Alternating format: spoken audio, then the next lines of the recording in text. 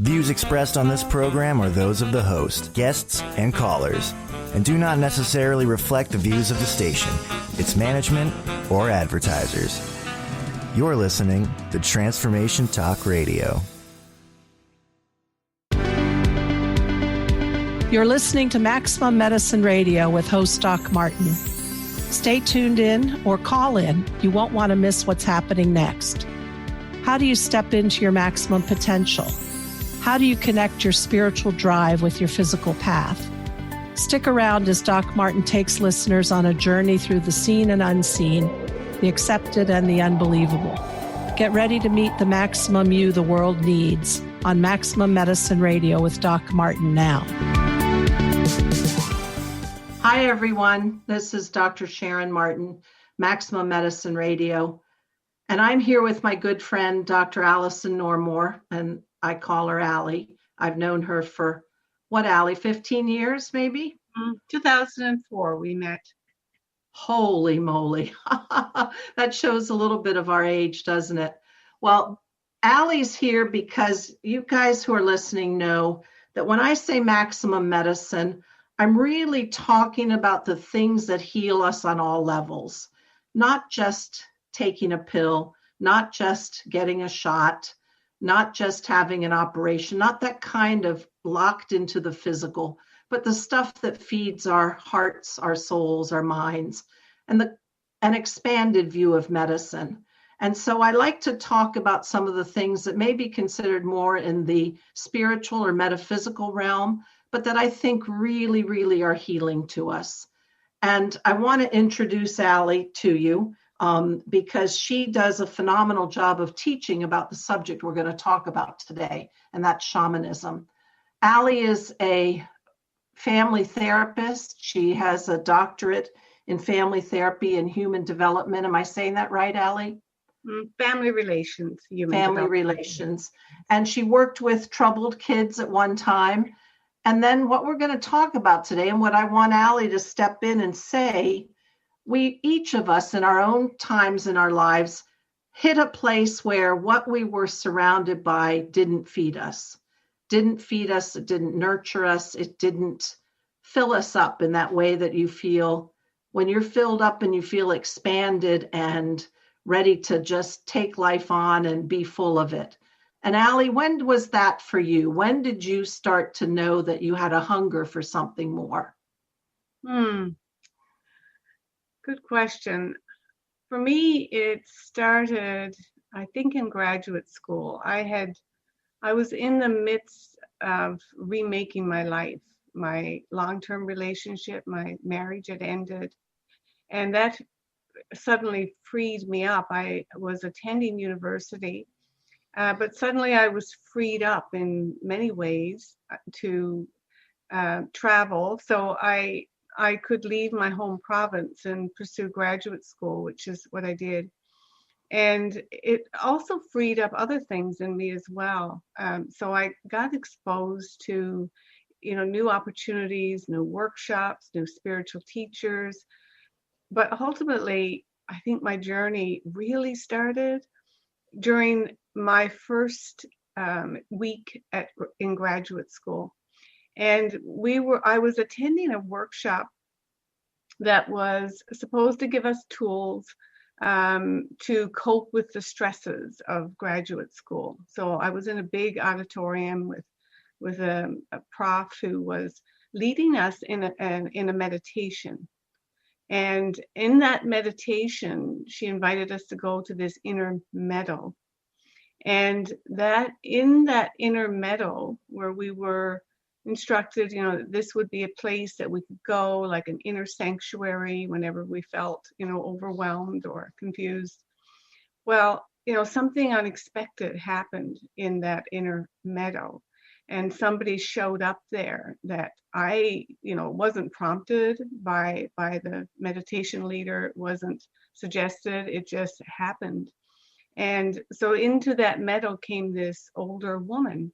And that started a whole new relationship for me with this wise old woman, or WOW, I called her for short. But in some ways, it the mystery of how that happened and why opened me up to, learning more. I wanted to learn more about those inner landscapes that just, had now my appetite had been whetted. So that was probably the big thing that And opened. probably the same sort of thing happened to me, because that hunger and knowing that something deep was missing brought about, again, unknown, unplanned, unexpected, some, I would say, woo-woo moments for me, some psychic awarenesses, some messages that were too detailed in fact to dismiss. And I started asking myself, I think there's more. It seems like there's more. If you get a psychic vision that later turns out to be true, or you playfully, for me, I used to go and get a psychic reading from this elderly couple in downtown DC. And she would flip the tarot cards and she would tell me things, knowing only my first name. She would tell me things about myself with more detail of what was coming. And I always asked myself, if she knows this about me, and then she says other things, is she seeing some sort of universal truth? And if so, how do you access that truth? Give me more? Give me more. So that was the beginning of my hunger. I want more. I want to know what's going on behind the scenes. I want to know if there's a divine plan. Tell me how to see it. Tell me how to at least know where it's coming from. I guess know is pretty strong of a word for a lot of these things. But so how did you then take that? What did you do? You started searching. How did you search? I began taking workshops, began reading, looking for books. I'd always been an intellectual explorer and had read a lot of things. I was really interested in spirituality and ancient cultures. And so, so just feeding that, when I could. I also started meditating and taking yoga classes. And when I started meditating, then my dreams, which I'd always had dreams, but not consistently, the dreams began to come more consistently, and I began to record them. So, all of that. And then that just, then I wanted to learn more about dreams. Like, what were these, powerful things that were happening at night? And as you said, getting messages through the dreams, or sometimes knowing there was something, being conveyed to me, and I wanted to learn more. So like you, the things that did happen, the synchronicities, and, just noticing, how things lined up, and the person I just happened to meet, all these kind of synchronistic encounters made me very curious. And I too wanted to learn more. I wanted to know what this was, how this could happen, and what it was all about. What did it really mean? And I think sometimes there'll be a listener who's saying, well, I never get that. So maybe I'm just not equipped for this, or this will never happen for me. And I think the thing that I've learned is, if you really pay attention to the little stuff that you used to not be aware of, and you start to bring it forward into your awareness and allow it to have at least importance enough for you to look at it, you'll find, and I say you, speaking to the listeners, you'll find that you're getting synchronistic messages all the time. I mean, I believe that. For me, I used to, with my sister, gosh, this was long ago, I won't tell you because then everybody will know how old I am. My sister and I read the Seth books, and we were fascinated by that, the channeling of that wise entity. Then we used to read Edgar Cayce, and my grandmother and mother were both very psychic, so we knew there was something deeper. But what really clicked one day, I was reading Alberto Violdo's book, shaman, healer, and sage. And I loved the indigenous stories. And on the cover is a picture of him, and I saw something clicked in his eyes. And that's perhaps what they say in the Shakti. I could know something. And I was immediately called, and that's how I ended up meeting you, is at our, we had begun the training in the Four Winds. So that's when we both sort of perhaps stumbled or were curious and walked our way to shamanism. And we met each other. And then it's been a wonderful connection ever since. Mm-hmm. So, Yeah. Allie, I want to talk more about shamanism. We're going to take a short break here. But you and I both were either led to it or stumbled upon it, or curiosity brought us down the path. And we landed on something that I think I can safely say for you and me has fed our hunger and has fed it in a very nourishing way. Mm-hmm. So we're going to take a short break. And when we come back, let's talk about shamanism and what it is and what it means. So we'll just take a break for just a sec. We'll see in a minute.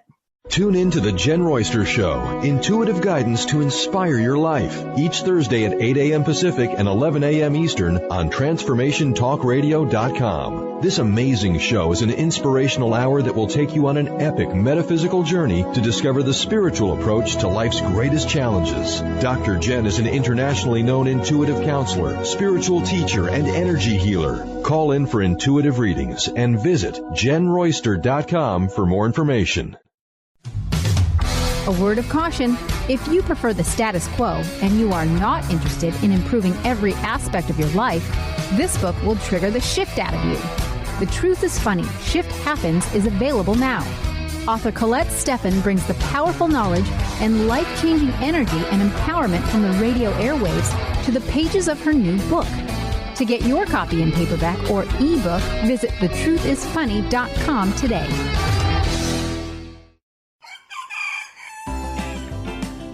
Hello, friends. I am Terry J. Walker with the I Am Power Hour, and here is your soul-stretching success tip of the day. 2 very important and life-changing words. I am. I have an alphabet game I wanted to share with you today. Start with the letter A and come up with as many positive words as you can think of and place those affirmative I am words before them. For example, I am abundant. Move to the letter B and do the same thing. I am beautiful, and so on. This requires you to actually focus on coming up with positive words and learn to state your affirmations with conviction, validation, and focus. Begin to say them numerous times a day. Learn to say them with feeling and belief, and you will begin to see your confidence, your focus, and your self-worth evolve. Hope you have a beautiful, successful day, and I'll see you next time. Hi, I'm Laura Goldstein, and here's a Coffee with the Universe tip. It's no secret that anxiety and overwhelm are on the rise. While the tendency is to suppress these feelings, anxiety is really a messenger that's telling you something is off, very off. You might be shooting yourself and living a life based on someone else's expectations. Maybe you have trouble saying no. Or maybe you're following the fearful voice in your head that demands you do more, be more in order to feel worthy. So see where you can make a few adjustments in what you're doing to get rid of the overwhelm and create more peace inside instead. To get more tips like this, tune into my Transformation Talk radio show called Coffee with the Universe. It's a live call-in show. I'd love to chat with you.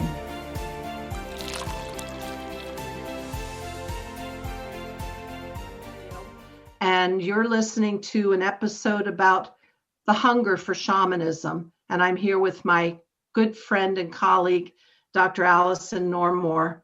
Allie, tell the listeners how they can learn more about you and how to get in touch with you, your website. Okay, my website is AlisonNormore.com, and that's Alison with 1 L, ALISON. Normore, NORMORE.com. And I'm also on Facebook, LinkedIn, and Instagram. So you could connect with me through any of those social media platforms. And you can email me at Alison@AlisonNormore.com. Oh, and through my website. There's also little app there that you can send me a message. I'll get right back to you. Hi, I'm Laura Goldstein, and here's a Coffee with the Universe tip. It's no secret that anxiety and overwhelm are on the rise. While the tendency is to suppress these feelings, anxiety is really a messenger that's telling you something is off, very off. You might be shooting yourself and living a life based on someone else's expectations. Maybe you have trouble saying no. Or maybe you're following the fearful voice in your head that demands you do more, be more in order to feel worthy.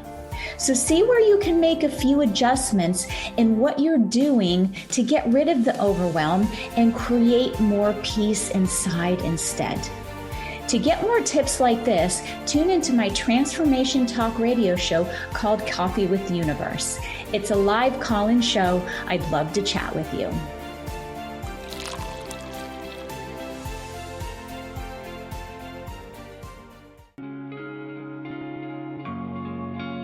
Do you drive yourself crazy trying to make important decisions? And when you finally do, then you start second guessing yourself. Would you like to know why you do this and how to change it? You can. When you take time to go inward, you'll find a wisdom that resides in the body.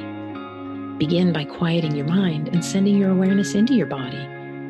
Notice where there may be a discomfort. Ask it what it wants you to know. Listen carefully. It will reveal what it is about making this decision which holds you back. You can keep asking for information until you reach the deep core value of what keeps you from comfortably making a decision and sticking with it. Awareness is the first step toward making change. I'm Carrie Kadombi, and I'd love for you to join me on Transformation Talk Radio for my show, A Spirited Exchange. For more information about me, visit my website, thedivineguidancegift.com. When was the last time you had that feeling that you knew something, but you couldn't explain how you knew it? How powerful would it be for your life and business if you could consciously tap into that magic within you? What if you could remember that there's something supernatural about you? Tune in to Absolute Alignment with Christelle Biga when success feels easy. Every first and third Friday at 1:30 p.m. Pacific, 4:30 Eastern on TransformationTalkRadio.com. Did you know that all of the shows on the Transformation Radio Network are available as podcasts to stream or download? Really? Check us out. Go to transformationradio.fm. We have business shows, spiritual shows, energy healing shows, and pretty much everything in between. Something for everyone, guaranteed to inspire, educate, and transform. We are transforming the world, one listener at a time. Oh my gosh, technology. My Zoom completely crashed, totally and completely. So you guys, I hope you can see Allie, and we're just going to keep talking, and hopefully you can hear me in this high-tech world. So Allie, let's get back to what we really care about, not this crazy technology. What is shamanism to you? Shamanism, to me, is the understanding of the intelligence, of the consciousness, of the whole of the natural world. When I say natural world, I mean, the physical world, and particularly, the trees and the plants and the mountains and the rivers. And that is, that concept called animism by academics means that, everything is animated with life force energy, however, you understand that. And to the ancients and to our ancestors, that just was intuitive and obvious because they lived so close to the earth and to nature. But in our Western world, we've become, because of technology and science, we've become increasingly distant, with all our conveniences and comforts. And so that, idea now seems strange to our Western minds.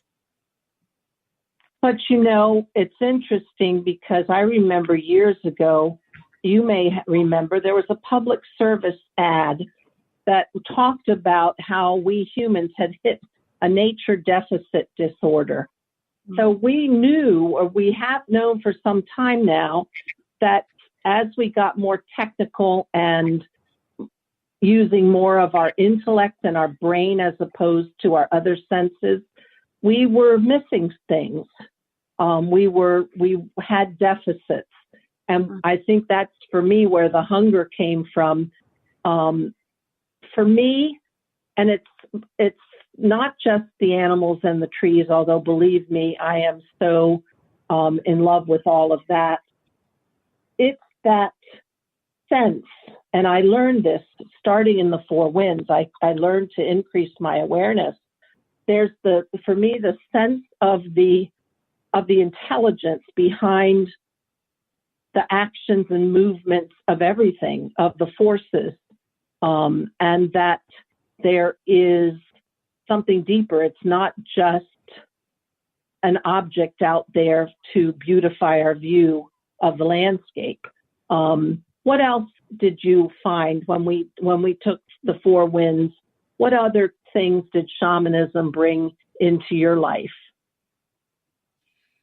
It brought a lot of things. Oh boy. It completely turned my world upside down, really turned it on its head, literally, which it needed, obviously. The opportunity and the technologies, the ancient technologies of indigenous cultures for healing, as you started out with today, talking about how in the West we equate healing with Western medicine, but our forefathers and our ancestors knew more natural ways of healing, both with the plants and the elements around them, but also understanding the subtle energy field that is our own luminous energy field, and the energy fields around everything, around all life.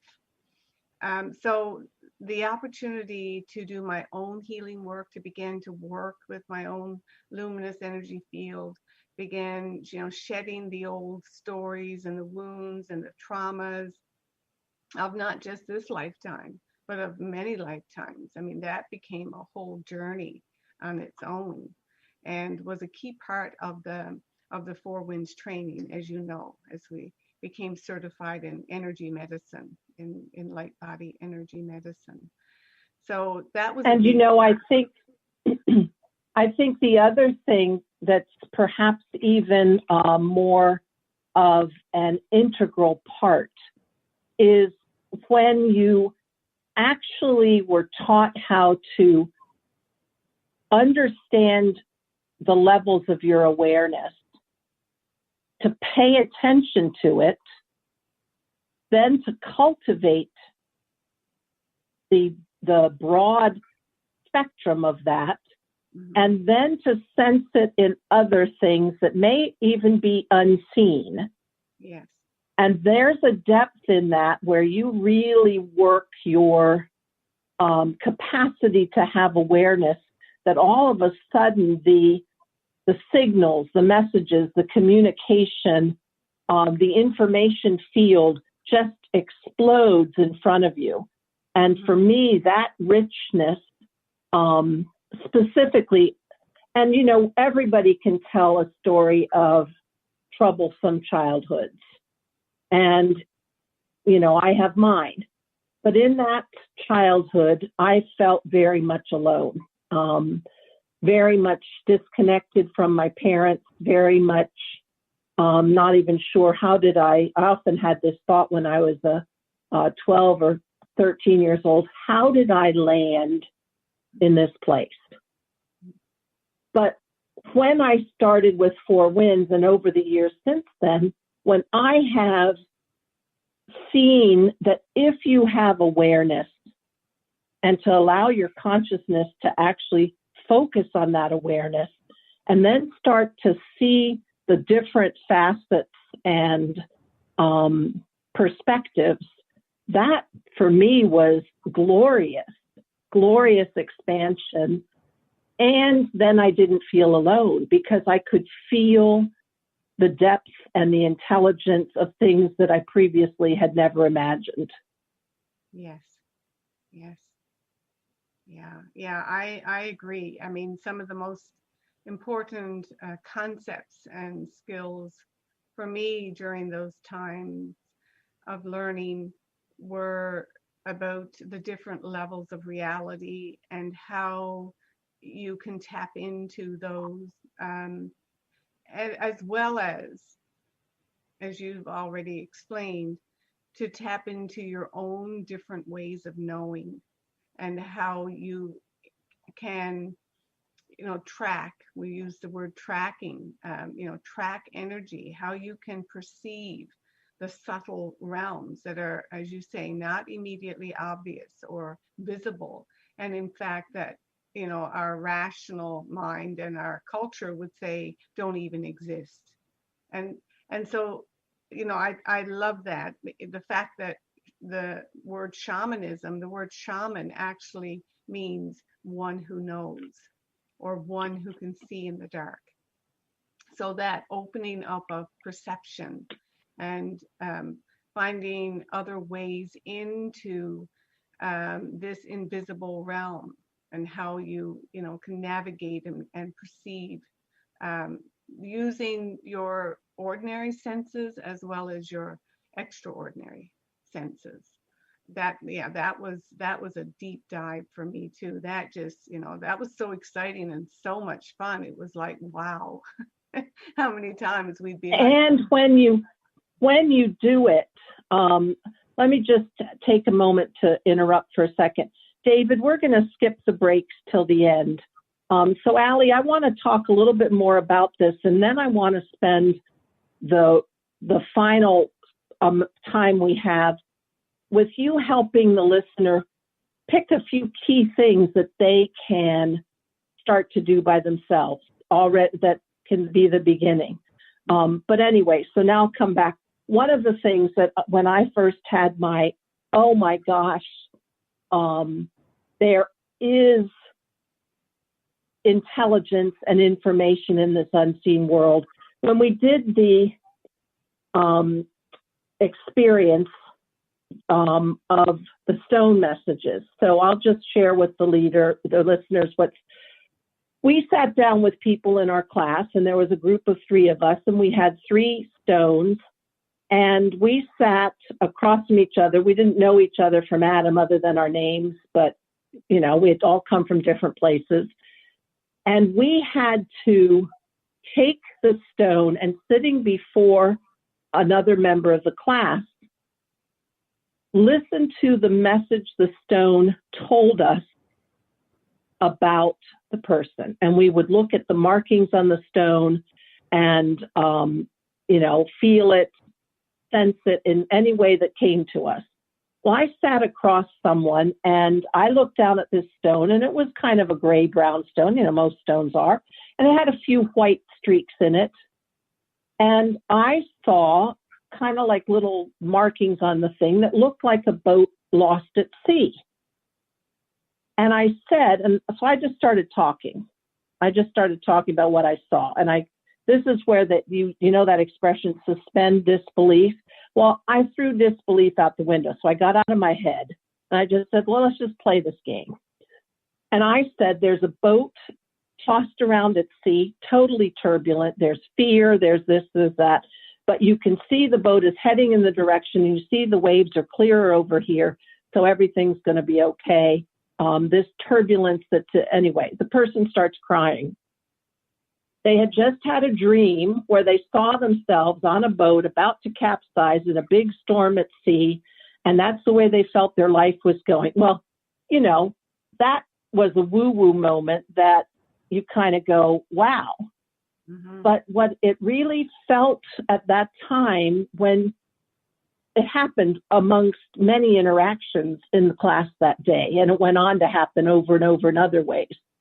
That was a taste of your ability to know, if you just allow yourself out of your human head to join up, and I say it in this language now that I have, what I didn't have then, to join up on the rhythms of the universal force. Mm-hmm. And you kind of just float into there, and the information that's available to you is outstanding, just amazing, unbelievable. So anyway, that's what I think is accessible to everybody in the reconnecting to what we indigenous cultures, we think of shamanism, perhaps of Mongolian or perhaps of Native American or maybe Peruvian, but all indigenous cultures had this. The Celtics had it. The Aborigines have it. So it is available to us to go backwards in time, to grab some of the things that our ancestors used and bring them forward, because we need it today. We're hungry for it, because that component of our lives is a little bit defective, I think, a little scanty.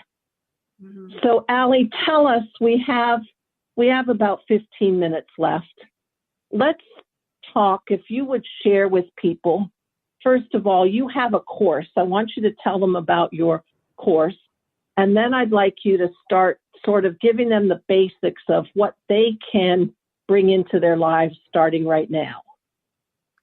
Okay, well, I am teaching a course online, a free 5-week course in December. It actually began last night, but you can still register. And you can register for this course by going to my website, www.alisonnormore.com. And the course is called Waking the Dreamer. Am I a Shaman? And it's designed to give you an introduction, like shamanism is a vast body of work. So in this 5-week course, you can dip your toe in and get a taste of some of the core principles and practices on the shamanic path. So I invite people to do that. You can also find me on Facebook and register through my Facebook page, Alison Normore, PhD. So yeah, there's so much of this, and I share this in my introductory courses, the ways that we can be reconnecting with those, ways of knowing, those deeper, I call them the more feminine right brain, because we are so, socialized in our culture to use our left brain, our logical language brain. And these other capacities, our intuitive knowing, our emotional sensitivity and empathic abilities, are connected with our right brain. I'm a developmentalist, so that's part of how I understand and put some context around. We all have those capabilities.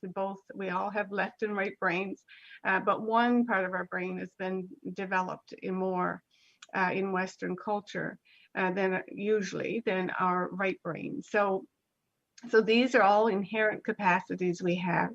And I love what you said earlier. Sometimes it's like you got to give yourself permission, right, to suspend belief or the beliefs that you've taken on from the culture, from your family, and just play, right? Just like try it and see what happens. So, some very simple, powerful things that you can do when you're out in nature, begin or make some effort to have conversation, and you might feel a little silly talking to a tree, but try it and see what happens. And it's like, meditating, anything that you can do to slow yourself down, to relax and to soften and to open to some deeper awareness. You really do need to give yourself that kind of space. and see what happens. So one of the practices that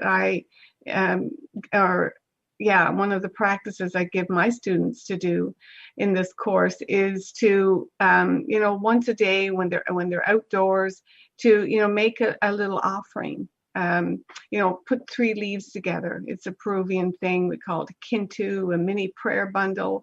Put 3 leaves together, blow a prayer into it. And the prayer could be, a request for guidance or support, and just leave it somewhere in nature. Tuck it under a rock or at the root of a tree or something, and just see what happens. It's like initiating contact. It's like saying hello.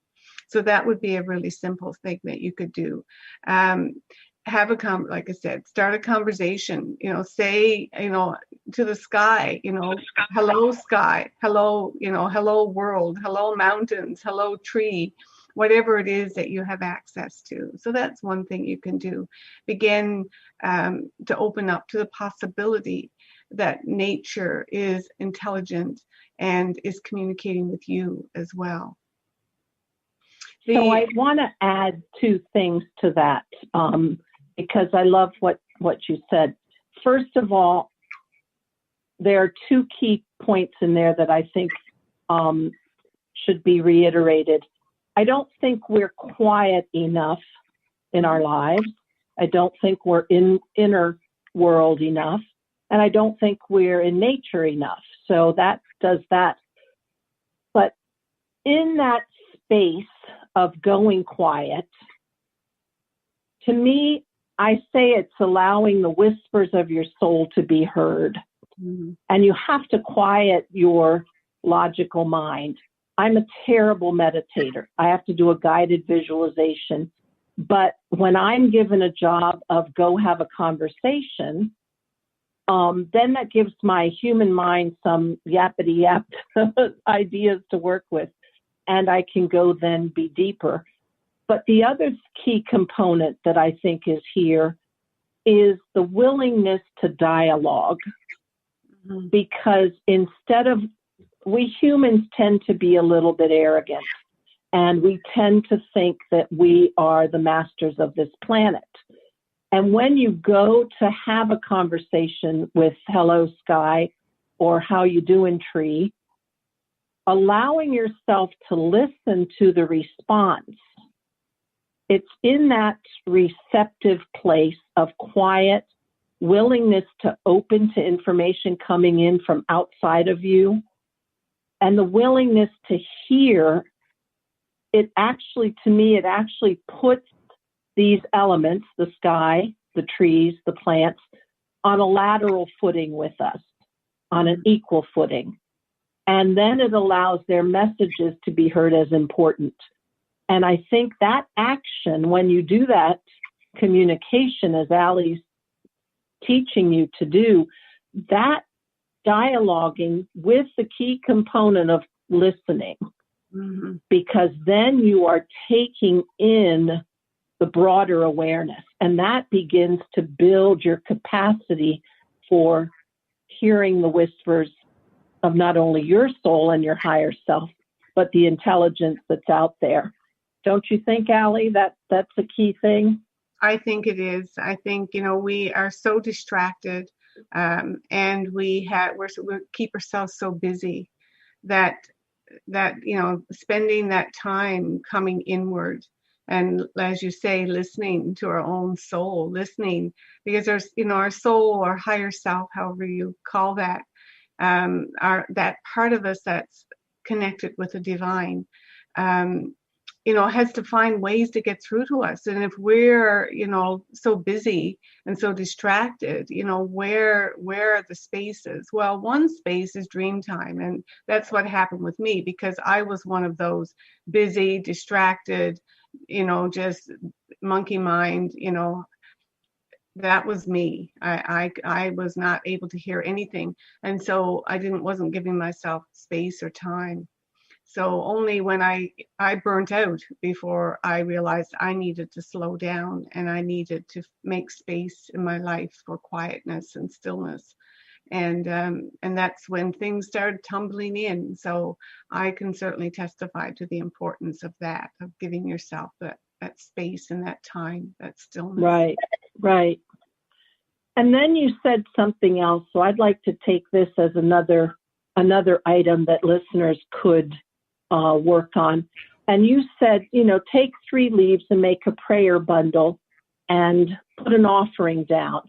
Well, to me, that brings in the energy of gratitude. And Allie, let's talk for a few minutes about, because I find that energy of gratitude is, it can change you. Yes. Tell me when you do your offerings and you get in that space of gratitude, how does that affect you? Oh,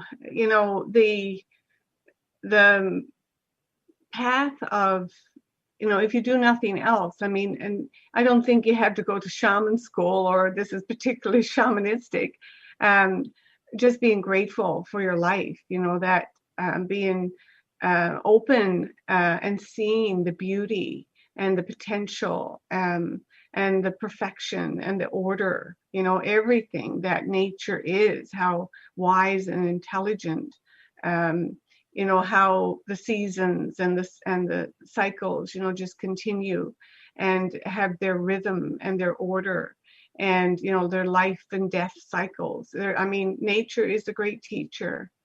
And so when you slow down and begin to look and pay attention, and cultivate a sense even of appreciation, for nature, and if you don't even look outside your 4 walls for what you do have in your life, I think gratitude is the big game changer in anyone's life.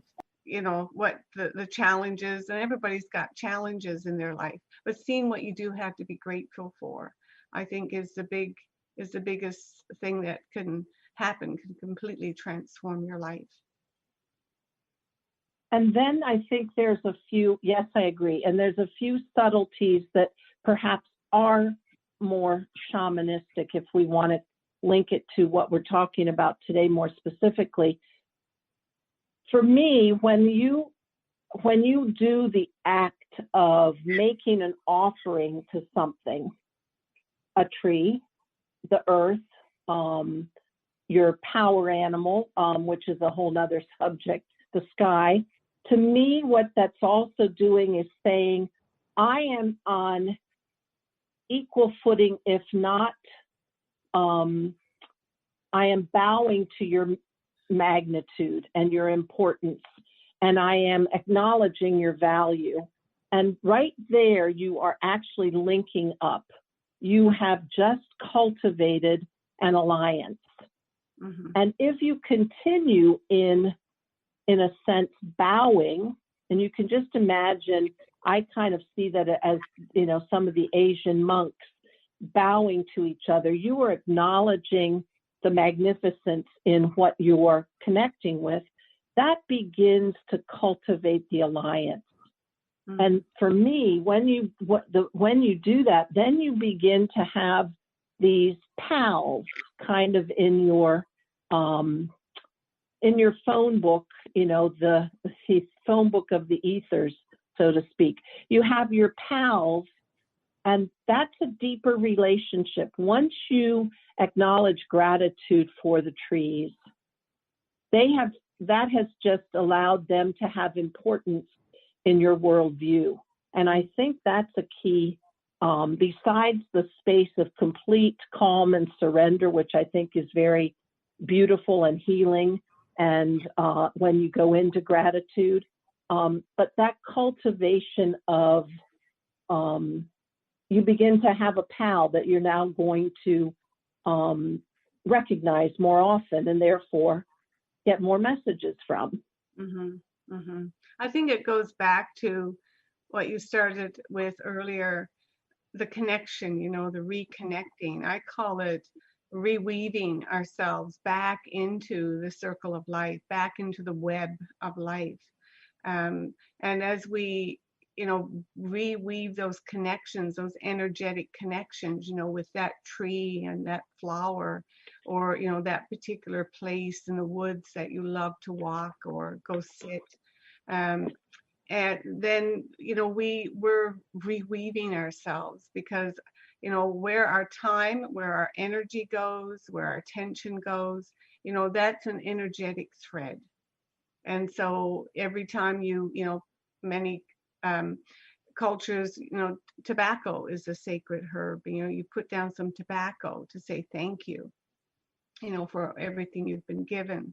And I think this is where, we've gotten out of balance, right? We have, as you said, this arrogance. We think that, we don't need anyone. We can, with our technology and our science now, we can be self-sufficient and independent. Well, I don't think so. Without nature and a healthy environment, as we're being reminded of right now in this year, and without, a healthy immune system, we're not going to last here on this planet. We have to change our ways. We have to start caring for and connecting again with the other forms of life that we share this planet with. And so I see that this is, yes, one way to feel better and to be happier and healthier. But there's some urgency attached to this. We need to do this if we're going to survive on this planet. I have to say right. that I really feel it. Yeah. Right. Mm-hmm. So we have just a couple minutes left, and I wanted to mention one other concept that you and I both learned that was very powerful in our studies in the Four Winds, and which is a form of shamanism, and that is the concept of creating sacred space. Mm. And even if that might sound too grand, you don't have to make it grand. It can be, but as soon as you say with your deepest felt connection of heart and soul energy and say, you're making a boundary or a break in time from before I enter the space to now I'm entering it. It sets up an energetic of your whole system to then what you do in that space at the highest level of integrity. And it's a very powerful space to step into. And you can do that yourselves. The listeners can do that in anywhere you are. Like if you stop for just a minute and you call it sacred space, whatever you then do within it has higher integrity, higher intentionality. And that's something that everybody can do. And obviously you learn quickly, you don't call it sacred space if you're going to then do some sort of, I call it the stuff that puts dirt on your soul, like be deceitful or manipulative or lie to yourself. So Allie, any comments in the last few minutes about sacred space? Oh, I love that. I'd love to speak to that. It's one of my favorite things. There's a whole body of knowledge and wisdom. But for me, sacred space is about, again, acknowledging and connecting intentionally with the forces of creation and the forces that brought this whole universe and each of us into form, brought us here. And in many traditions, including the one that we have been following, it's done in, you think about the four directions and Mother Earth below us and sky above us.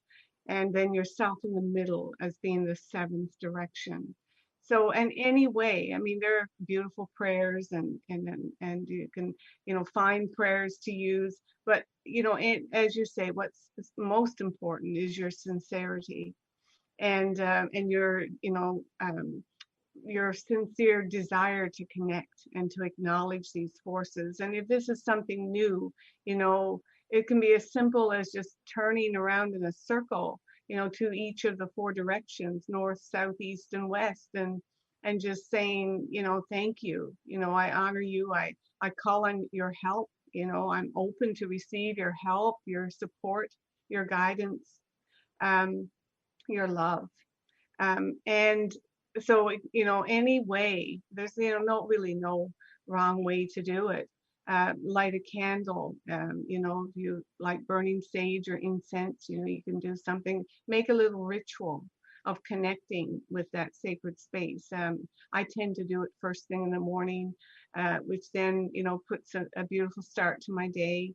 But you can do it at any time, and particularly if you're dealing with some challenging personal issues, you can just open that space by acknowledging those forces of creation. You don't have to understand them, but this is very ancient wisdom.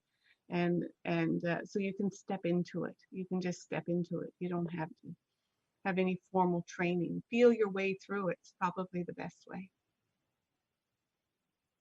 Yes, wonderful, Allie. We're out of time. I'm sorry for the technical snafus. Thank you to my good friend, Dr. Alison Normore. Her website, Alison with 1 L, normore.com, and she has an online course just started that you may join, Intro to Shamanism. Allie, thank you so much for being here tonight. David, thank you for getting us through the technical glitches, and we'll be back next month with another episode of Maximum Medicine Radio. Good night, Allie. Thank you for being here. Good night, Sharon. It was lovely. Always good to spend time with you. You've been listening to Maximum Medicine Radio with Doc Martin. Tune in next time while the doc talks health, spirituality, and the impact your beliefs have on every part of who you are, body and soul. Doc Martin unpacks the challenges we face as human beings and teaches callers to open the door between the scientific and the mystical.